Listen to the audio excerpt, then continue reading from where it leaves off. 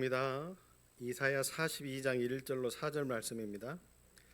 이사야 42장 1절로 4절 말씀 우리 한 절씩 나누어서 읽겠습니다. 제가 42장 1절을 읽지요. 내가 붙드는 나의 종 내 마음에 기뻐하는 자 곧 내가 택한 사람을 보라. 내가 나의 영을 그에게 주었은즉 그가 이방의 정의를 베풀리라.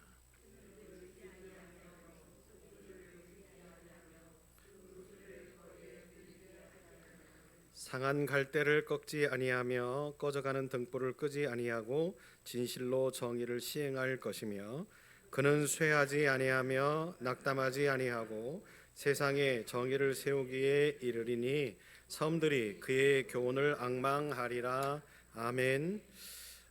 이제 이집 교회가 이번 주일날 모임을 갖게 되지요. 여러분 위해서 함께 기도해 주시기를 바라고, 이번 주 토요일 날 교회가 정책과 또 예산을 만들어 가기를 위하여서 교회에서 모입니다. 우리 장로님과 또 재정부가 같이 모일 텐데 여러분 위해서 함께 기도해 주셨으면 좋겠습니다.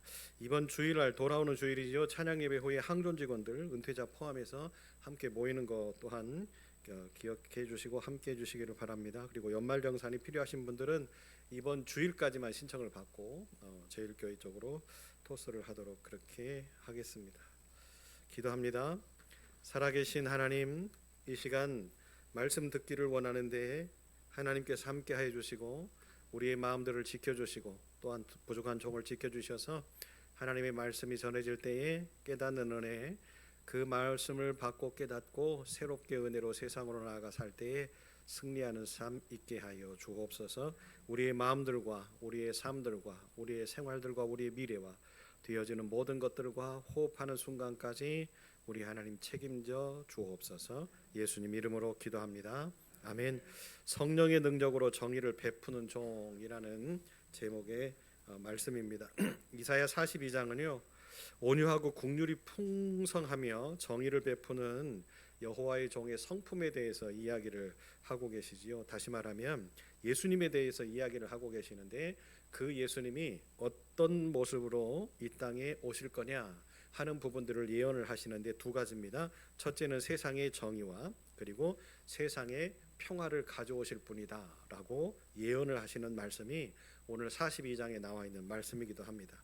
자, 그러면 이 땅에 메시아로 오시는 하나님의 종이 어떤 마음들을 가지고 이 땅에 오셔서 어떤 사역들을 하실 거냐 하는 부분들을 우리들이 알아야 되지 않겠어요? 이미 우리는 다 알고 있지요. 그런데 예언에 어떻게 예언을 하고 있는지, 또 그 예언대로 예수님이 이 땅에 오셔서 그렇게 어떤 모습들을 가지고 사셨는지를 우리가 한번 살짝 비교해 볼 때에 하나님의 말씀이 1.1획도 틀림이 없다 하셨는데 그 말씀이 사실인지, 아니면 하나님의 말씀은 말씀하실 때는 말씀이고 우리의 삶으로 살아갈 때는 그냥 우리의 삶의 모습 가운데에서 뭔가 능력이 나타나지 않는, 이루어지지 않는 하나님의 말씀인지를 우리가 다시 한번 말씀을 통해서 한번 찾아가 보도록 하겠습니다.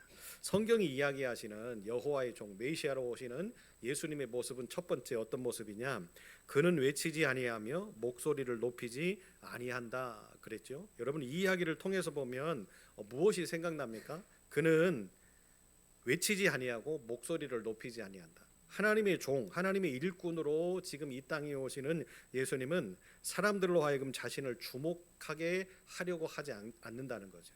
내가 주목받는 것이 아니라 누가 주목을 받아야 되죠? 하나님이 주목을 받아야 되는 거잖아요.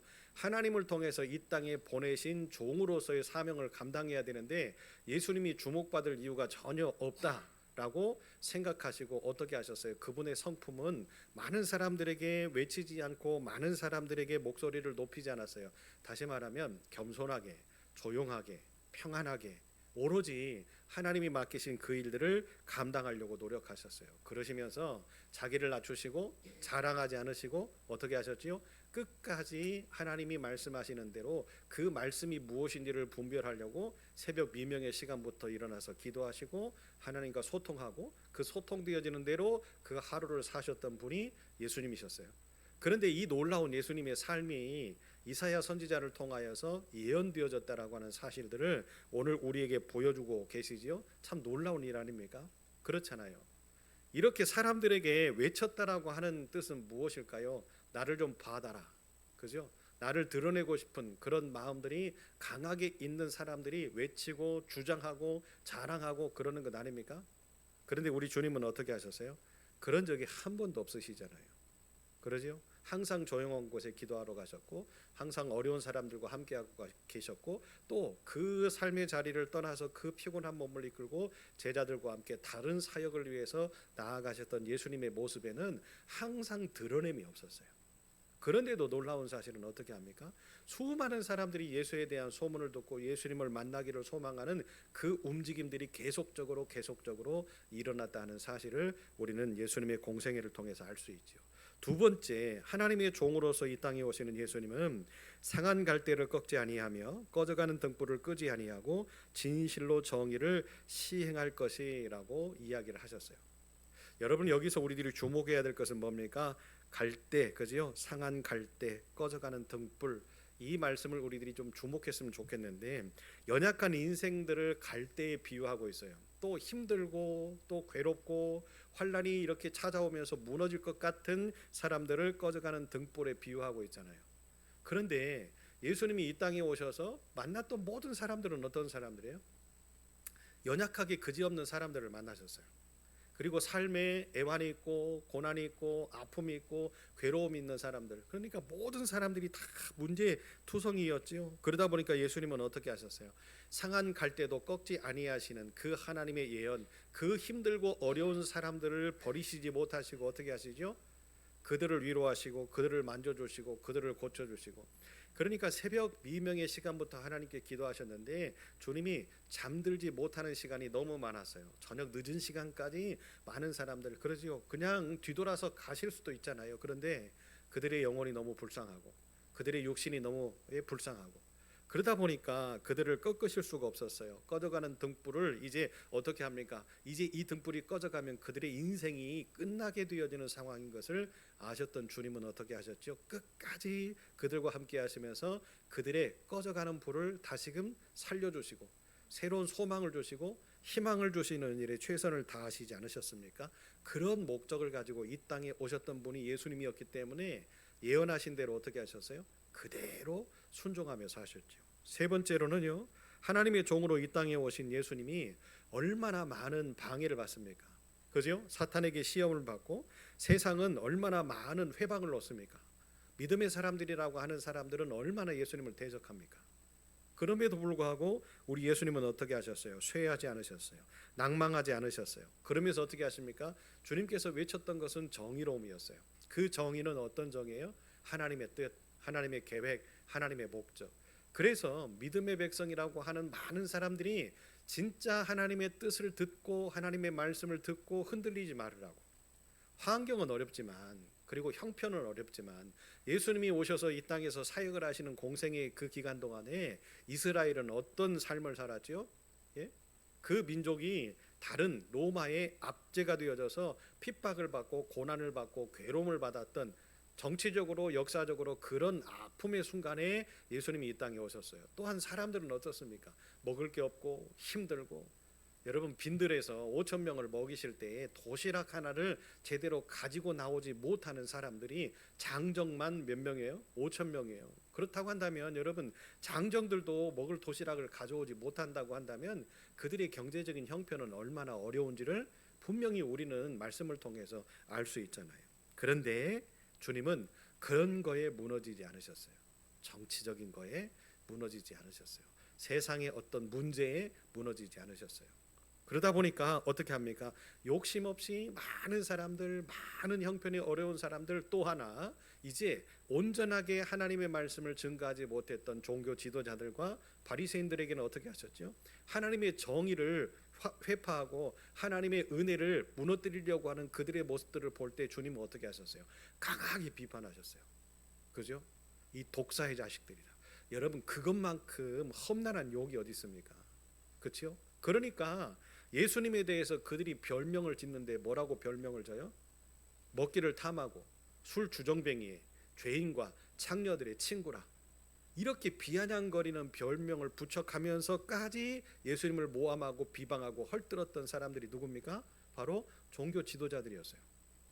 그리고 그 신앙을 이끌어간다라고 하는 그 믿음의 지도자인 사람들이 예수님을 자꾸만 이렇게 힐난하고 핍박해야만 뭐 할 수 있어요? 자기들의 권위가 세워질 수 있으니까. 그렇잖아요. 지금까지는 예수님이 이 땅에 오시기 전까지는 누가 인정받고 살았어요?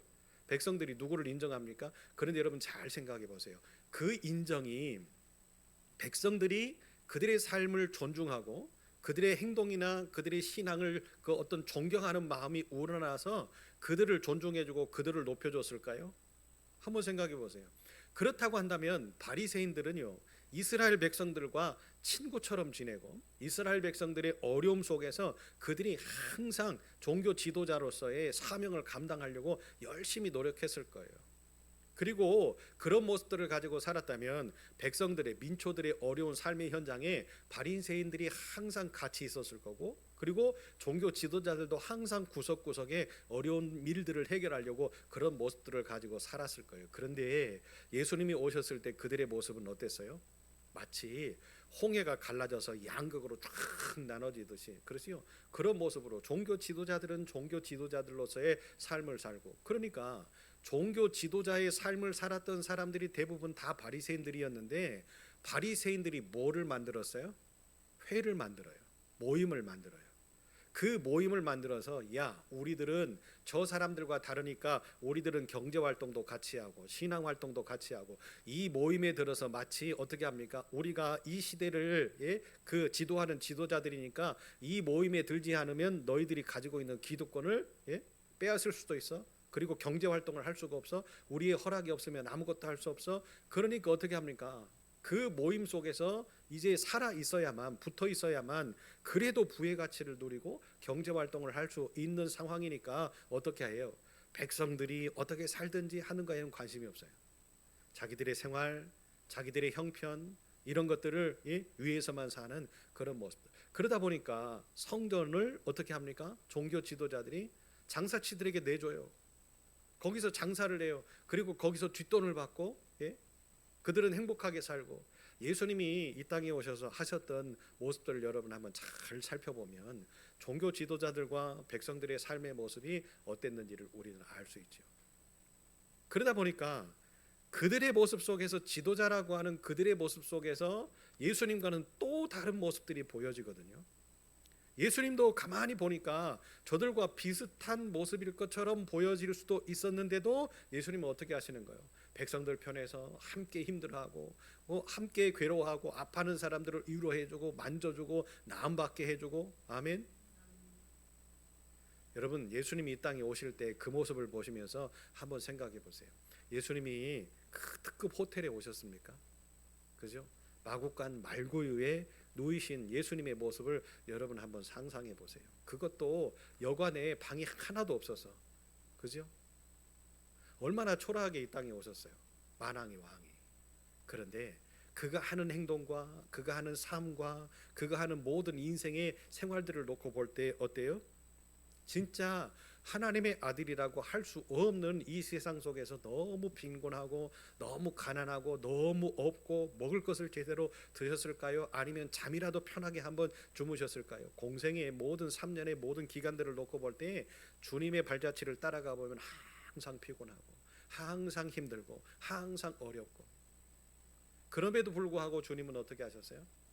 기뻐하셨고 감동해 하셨고 즐거워하셨고 병자를 고치시고 하나님을 찬송하는 모습을 볼 때 함께 즐거워하셨던 우리 주님의 그 모습, 그 모습에 민초의 백성들이 반하게 되어지는 거죠.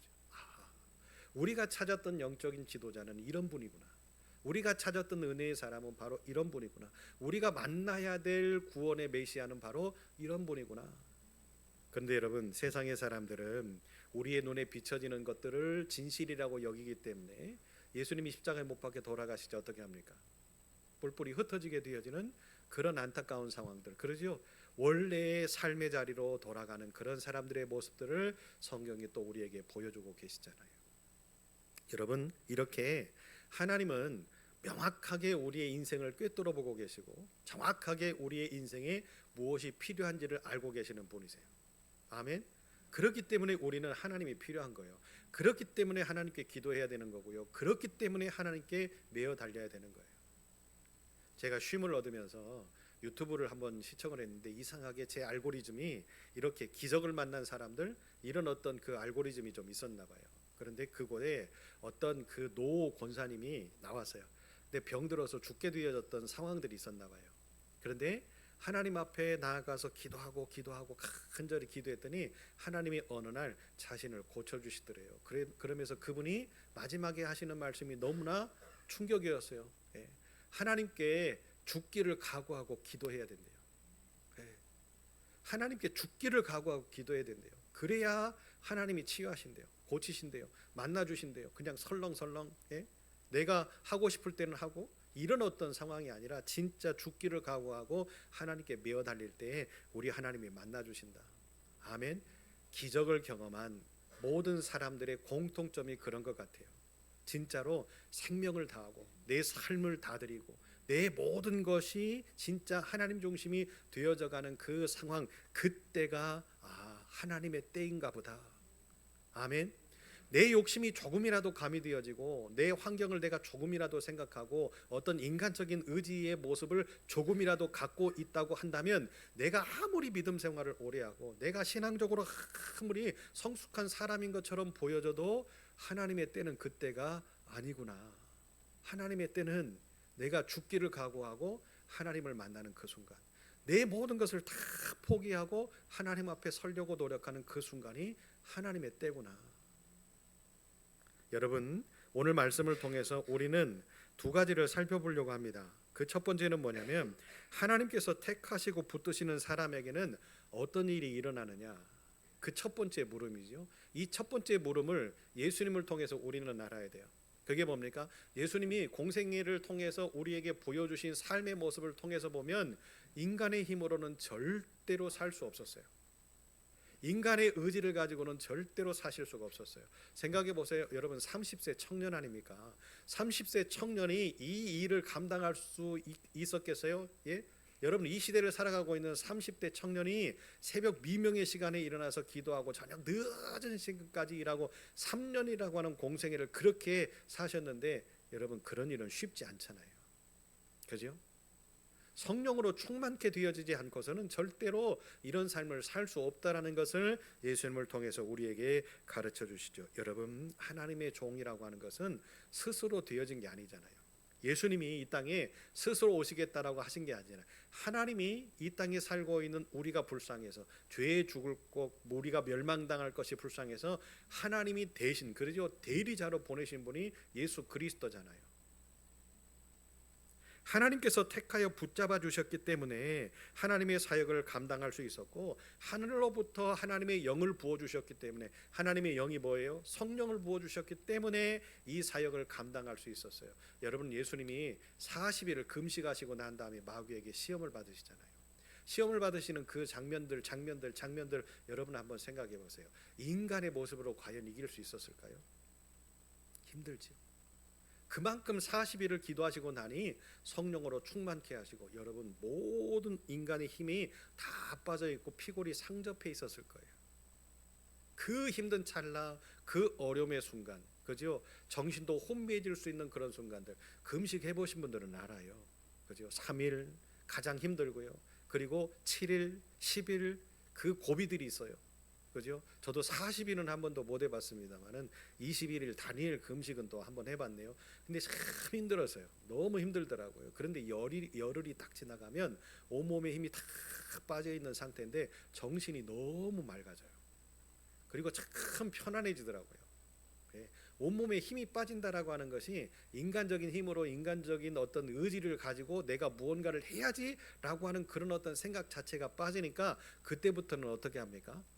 걷는 걸음도 하나님이 지켜달라고 하나님을 의지하게 되어지고, 그러니까 내 의지가 세상적인 모든 것의 의지가 아니라 이제 모든 힘이 다 빠지니까 온전히 하나님을 의지하게 되더라고요. 그런데 그 전까지는 너무 힘들고 걷는 걸음이 너무 괴롭고 이랬는데 진짜 인간의 힘이 다 빠지고 하나님을 전적으로 의지하게 되어지니까 점점 힘은 다 빠지는데도 발걸음은 가볍고, 내 몸에 힘이 다 빠져 있는데도 내 정신은 맑고 내 눈동자는 더 잘 보이고, 이게 어떻게 설명을 해야 될지는 모르겠으나 여러분, 진짜 하나님을 신실하게 의지하니 하나님이 새 힘을 주시더라.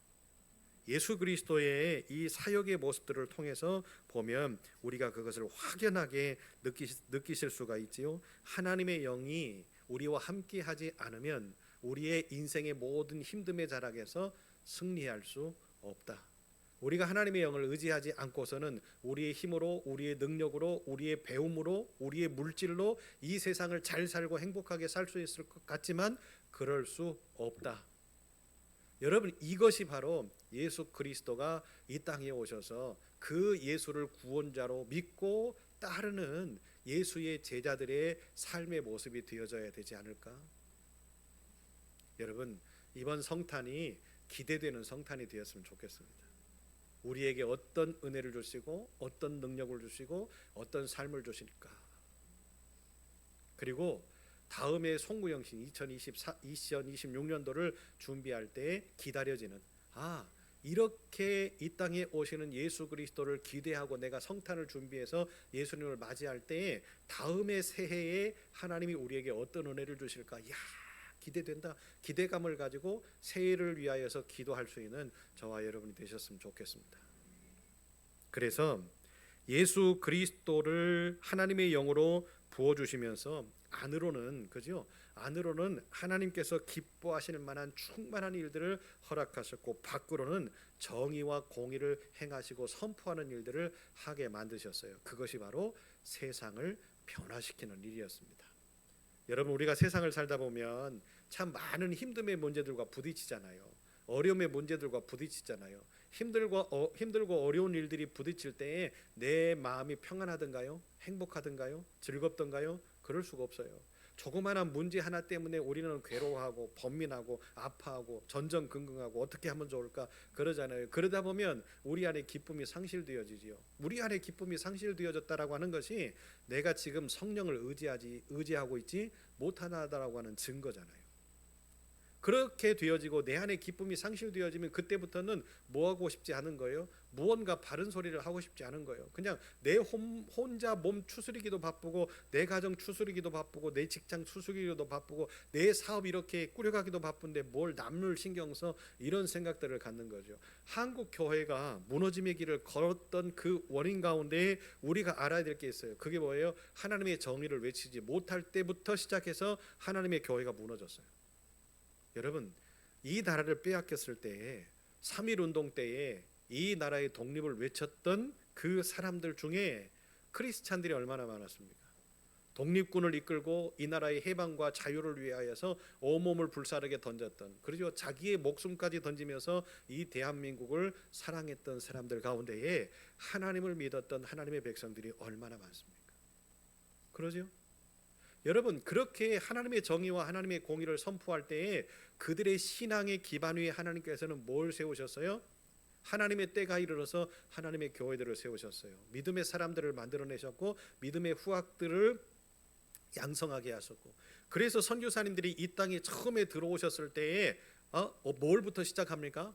병원을 세우고 학교를 세우고 이들을 가르치기 시작한 거죠. 왜요? 여러분, 이게 영적인 계보의 흐름인 거죠. 이 땅에 이 나라를 세우기 위하여서 진짜로 힘쓰고 애썼던 그 피 뿌려서 헌신했던 사람들 가운데 하나님의 사람들이 있었기 때문에 그것을 영적으로 느꼈던 우리 선교사님들이 이 땅이 대한민국이 그냥 이루어진 나라가 아니라는 것을 그들 스스로가 느끼게끔 누가 역사하셨어요? 성령이 역사하셨던 거죠.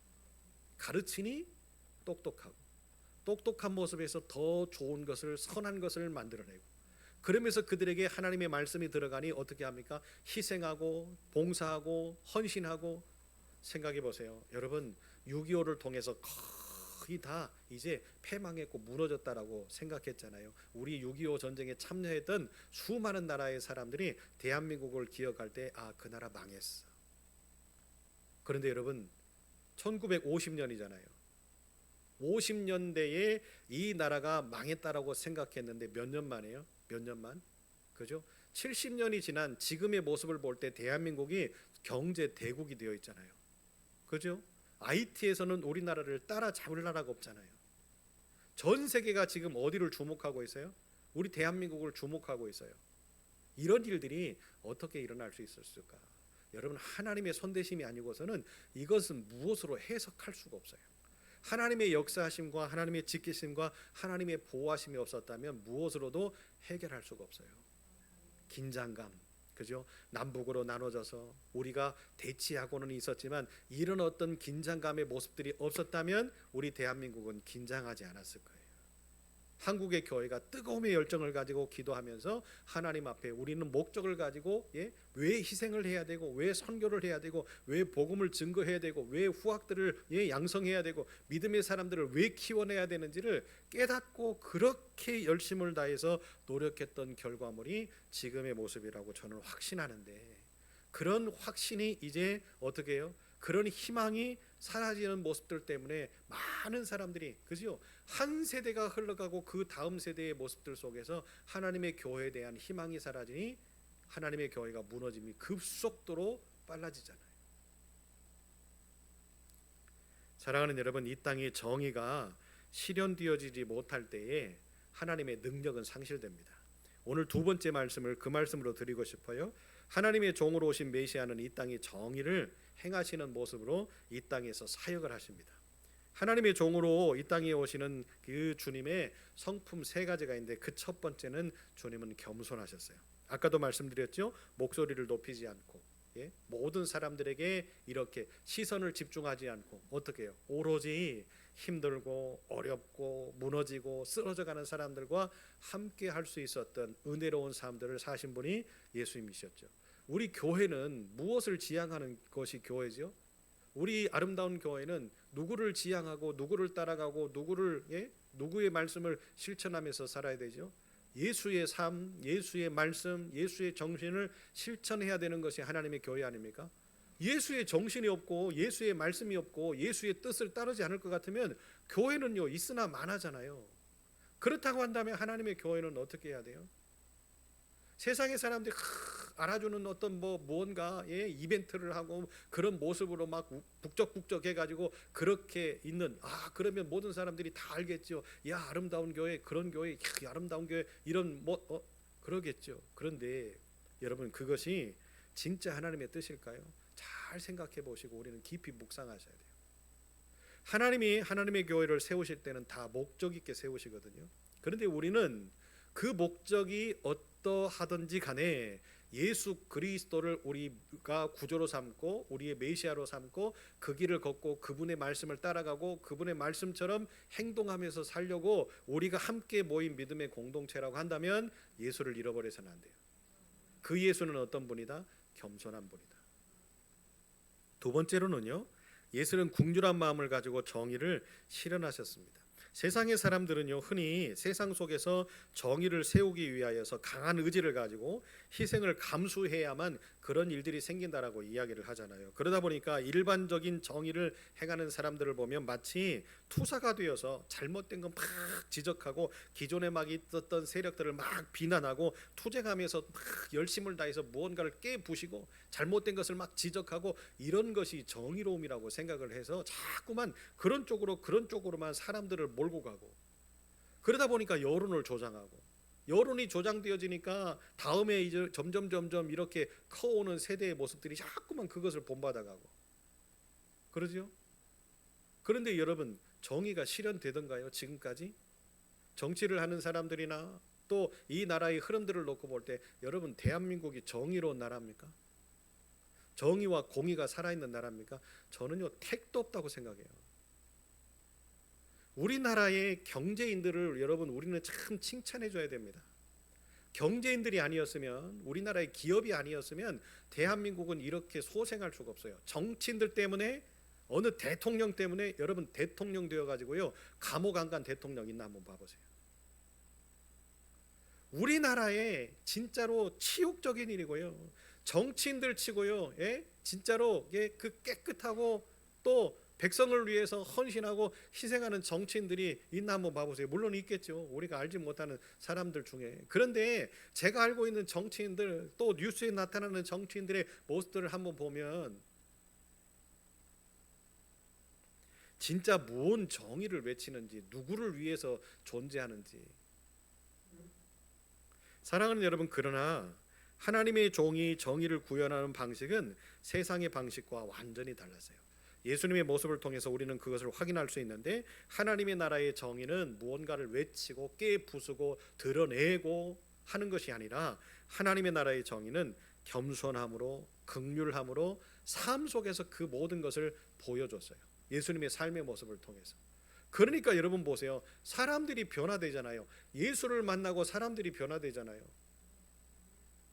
여러분, 우리가 10년, 20년, 100년을 우리가 하나님을 믿고 교회 가서 봉사하고 헌신해도 우리의 본성이 변화되지 않는 사람들이 무지기수로 많아요. 뭘 믿은 거예요? 도대체 내 한 사람, 내 성품 자체가 변화되어지지 못하고 있는데 뭘 믿은 거죠?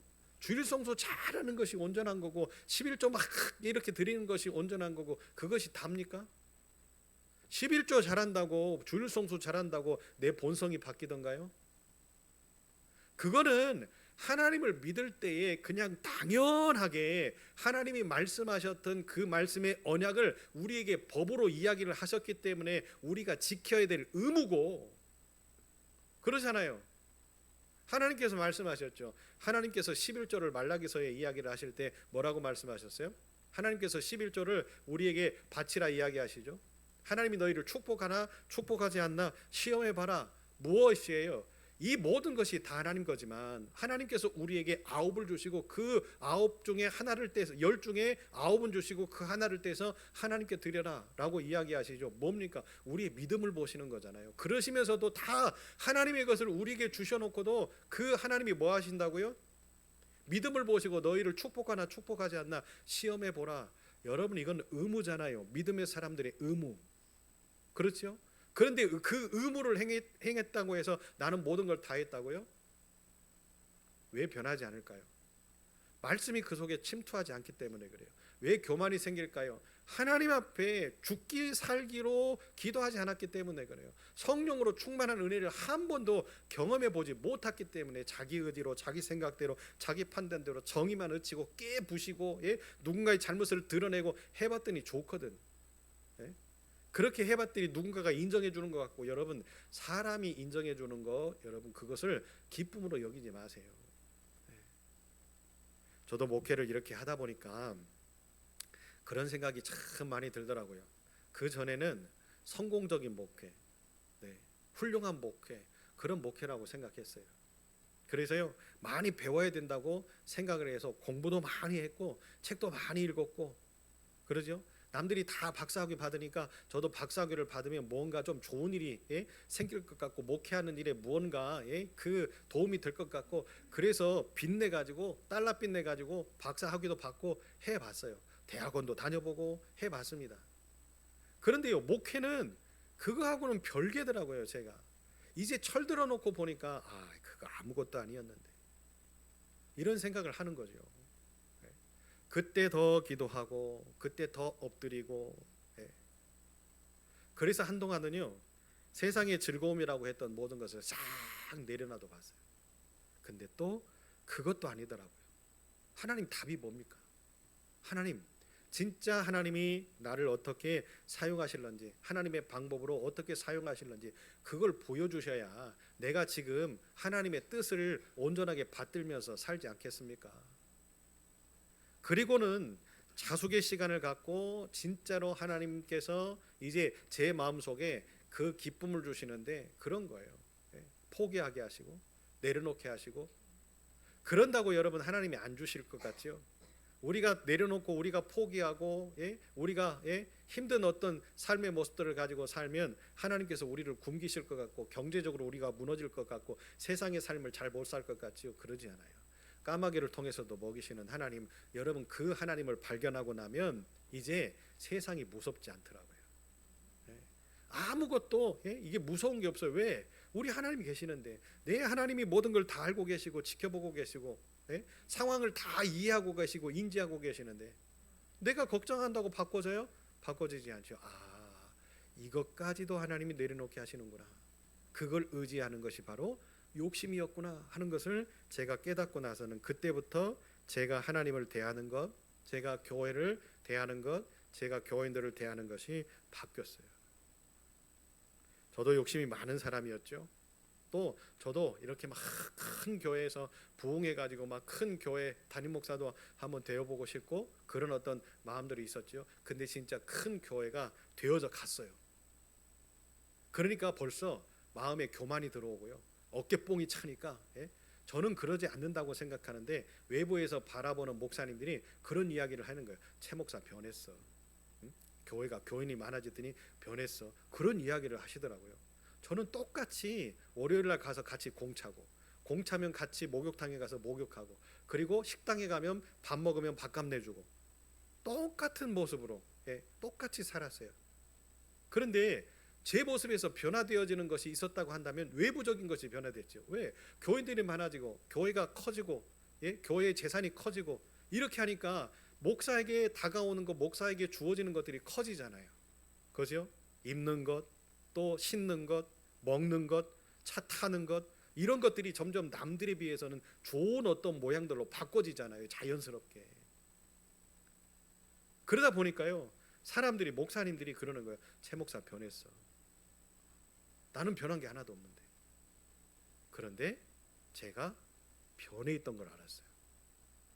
저는 아니라고 하는데 제가 변해 있더라고요. 큰 교회 목사처럼 하려고 큰 주변에 있는 큰 교회의 목사님들이 하는 모습을 따라가 보려고 그런 어떤 교만을 품고 있더라고요. 여러분, 하나님은 그런 모습으로 정의를 실현하시는 분이 아니라는 것을 말씀을 통해서 깨달아야 됩니다. 우리 하나님은 절대로 외향적인 것, 어떤 삶적인 것 이런 것들 때문에 하나님께서는 무언가를 막 이렇게 만들어내셔서 하나님의 정의를 이루실 것 같으면 우리를 통해서 정의를 이루셨을까요? 우리 아름다운 교회는요 태동되어지지도 않았을 거예요. 그렇다면 이 부안에 있는 교회를 하나로 똘똘 뭉치게 해서 막 큰 교회 하나 세워놓고 어떻게 하셨을까요? 그 교회를 통해서 이루시면 되잖아요. 교회 파워, 교인들 많으니까 어떻게 합니까? 정치인들 막 굼치굼치 할 거 아니겠어요? 와서 다 편대 그러잖아요. 그러면 그 정치인들한테 떵떵거리고 이야기할 수 있지 않았겠어요? 그 큰 교회의 담임 목사가 제가 된다고 한번 생각해 보세요. 정치인들 와가지고 뭐 이야기를 할 때 어떻게 할까요? 우리가 생각하는 거, 주장하는 거 다 이야기하면 안 만들어주면 표 안 찍어주면 될 거 아니에요. 왜 하나님이 하나님의 교회들을 그렇게 사용하지 않으실까요? 하나님의 정의는 그렇게 이루어지지 않기 때문에 그래요.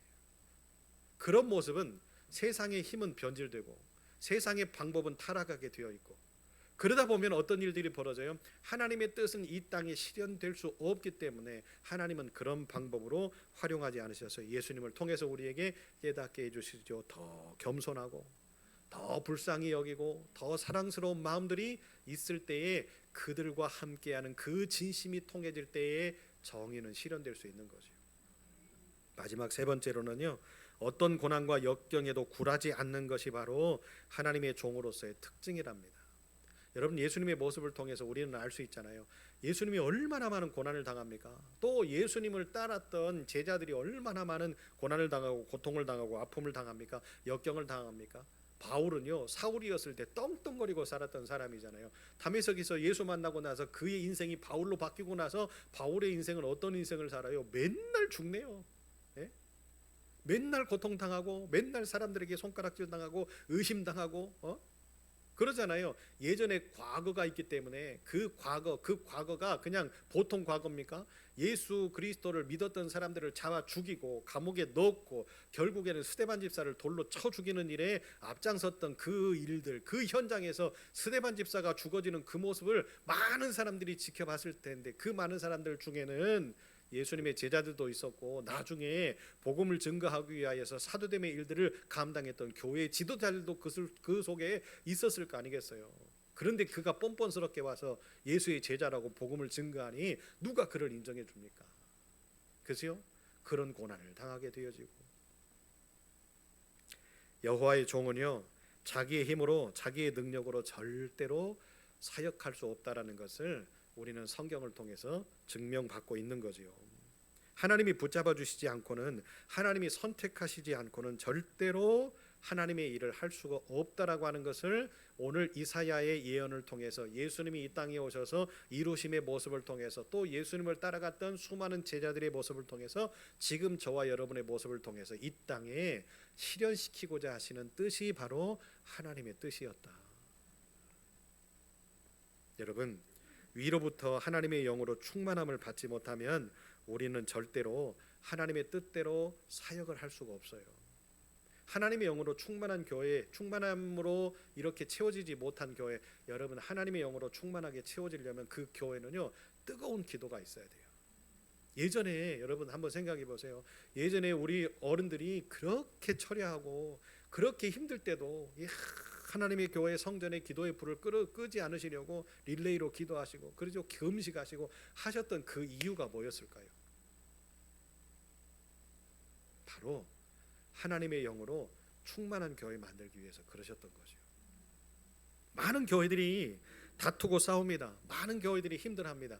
그런데 힘들어하고 다투고 싸우는 그 교회의 모습을 보면 충만함이 없어요. 뭐에? 성령 충만함이 없어요. 그런데 또 충만함이 보여요. 뭐에 충만함이 보여요? 세상적인 충만함이 보이고 욕심의 충만함이 보이고 돈의 충만함이 보이고 그러죠. 교회 지도자들이 성령으로 충만하지 못할 때에 일어나는 현상들이 그런 현상들이에요. 우리 아름다운 교회는 절대로 세상 따라가지 말고 세상의 방법을 따라가지 말고 우리에게 주신 마지막 이 기회를 잘 선용해야 될 텐데 성령 충만함으로, 할렐루야. 그러려면 뭐 해야 된다고요? 우리의 기도의 지경의 시간을 넓히시고 우리가 더욱더 열심히 기도할 수 있는, 하나님께 매달리는 방법밖에 없잖아요. 함께 모여 기도할 때, 여러분 이것이 성경이 증명하고 있는 사도행전의 마가의 다락방에서 우리가 함께 모여 기도할 때 120명 정도 되어지는 사람들이 모여서 기도할 때 성령 충만하게 받잖아요. 우리 아름다운 교회가 120명 되자고 하는 게 아니라 숫자에 연연하지 말고 뭐 하는 교회? 함께 모여 기도하는 교회, 뜨겁게 기도하는 교회, 열정을 다해 기도하는 교회. 여러분 우리가 한번 예수 믿고 이 세상에 와서 삶을 사는데 성령 충만해서 뜨거워져서 그 뜨거움을 경험할 때 하나님이 우리를 어떻게 축복하실지 한 번은 경험하고 죽어야 되지 않겠어요? 그걸 경험하지 못하고 내가 예수 믿었다라고 자신 있게 말할 수 있는 사람들이 누가 있겠어요? 아니, 하나님이 그 축복하심을 이렇게 부어주시고 막 우리에게 막 능력을 더하시는 그 모습, 상상하지 못했던 것들이 막 우리 눈앞에 펼쳐지는 모습들을 우리가 한번 보고 야면을 못 하잖아요. 자신이 없거든. 아이고 목사님 끝났어요. 우리는 다 늙었고 이제는 뭐 힘도 없고 바빠 죽겠고 애들도 키워야 되고 언제 그거 합니까? 그러잖아요. 그죠? 시간이 없어서 못합니까? 우리가 게을러서 못하지? 잠 1시간만 줄이면 충분히 될 건데 이제 목사님도 늙어가니까 새벽잠이 없어지고 그럴 시간이 됐기 때문에 그런 이야기를 하시겠지요. 이렇게 이야기하시는 분들 계실 거예요. 여러분 제가 목사를 안 하려고 했던 이유가 바로 그겁니다. 잠이 너무 많고 새벽 예배를 하시는 아버지의 모습을 보니까 새벽 그 시간에 일어나서 기도하고 찬송하고 그리고는요 우리가 학교 갈 때쯤 오셔가지고 어떻게 하는 거예요? 머리에 손 얹고 기도해 주시고 그러니까 목사가 되면 저렇게 해야 되는구나. 그래서 목사하고 싶지 않았거든요.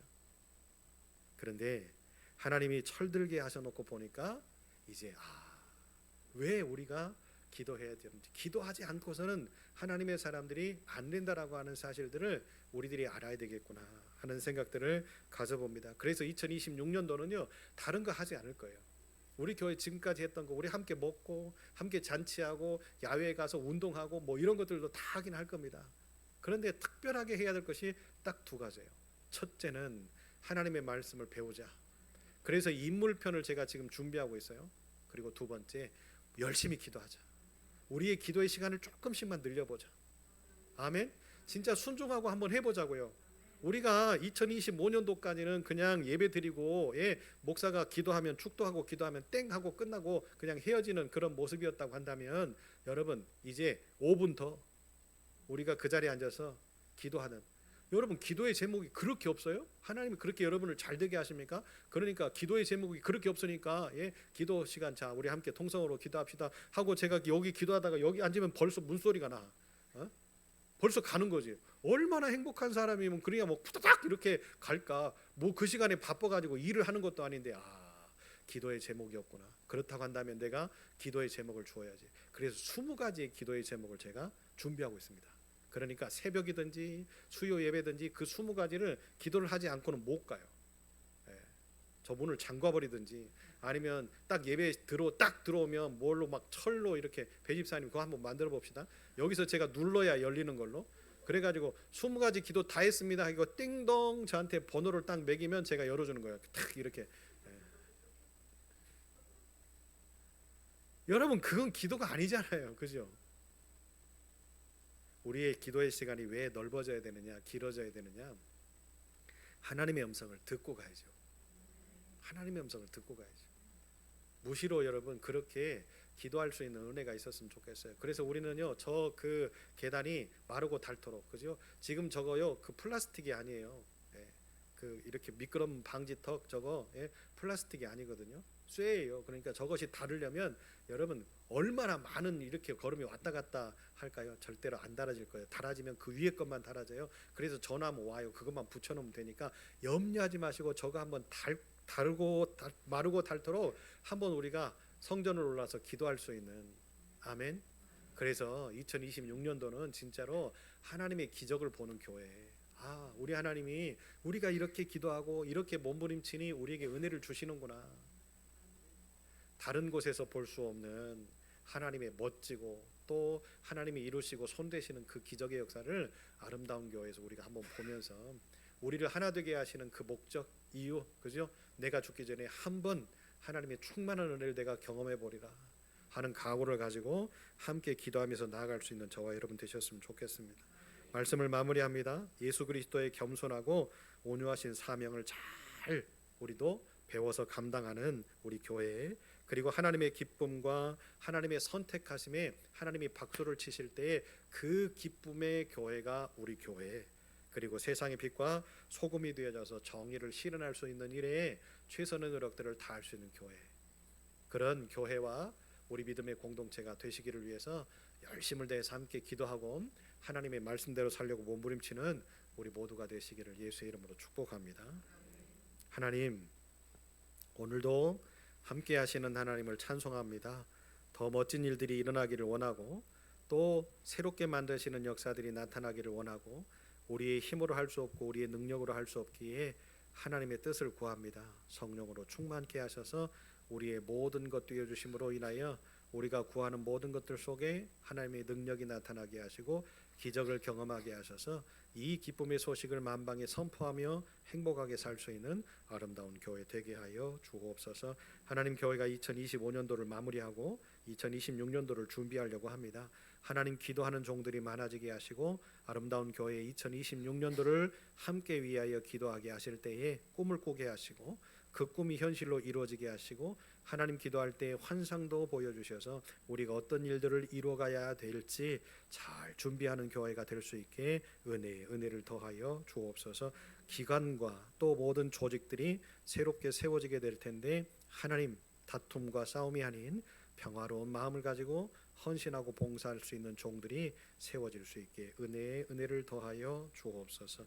질병으로 염려하는 우리 식구들이 많습니다. 김현주 집사님을 사랑하시고 사랑하는 딸이 지금 힘들어하고 있습니다. 아버지 하나님 그 힘듦이 이 시간 주님의 피 묻은 손으로 머리끝에서부터 발바닥까지 안수하시고 안찰하셔서 깨끗하게 회복되게 하여 주시고 모든 기능들이 정상적으로 회복되어지게 하시는데 하나님 약물도 잘 투여되게 하시고 그 약물을 몸이 잘 받게 하시고 기관들이 받게 하셔서 덧나거나 상하거나 또 탈나는 일들이 생겨나지 않게 적응되어지는 몸이 되게 하사 승리하는 딸이 되게 하옵소서. 우리 박종희 어머님 사랑하시고 이제 치료 중에 있습니다. 긴 싸움 중에 힘든 모습들도 많고 어려운 모습들도 많고 아버지 영적으로도 육신적으로도 정신적으로도 회복되어져서 우리 어머니가 건강하고 평안한 모습으로 가정으로 돌아오고 그리고 이제 성전에 가서 하나님 앞에 예배드리는 그 첫 순간 받으시고 준비하시는 하나님의 그 은혜를 경험하게 하사 자녀들과 자손들이 복되어지는 축복의 시작점이 되어질 수 있게 도와주시고 지금 잘 적응되어지지 못하고 힘든 부분들이 많을 텐데 하나님 영으로 함께 하시고 주의 사자를 보내셔서 지키심으로 평안하게 하사 건강함으로 회복될 수 있는 축복의 어머니 되게 하옵소서.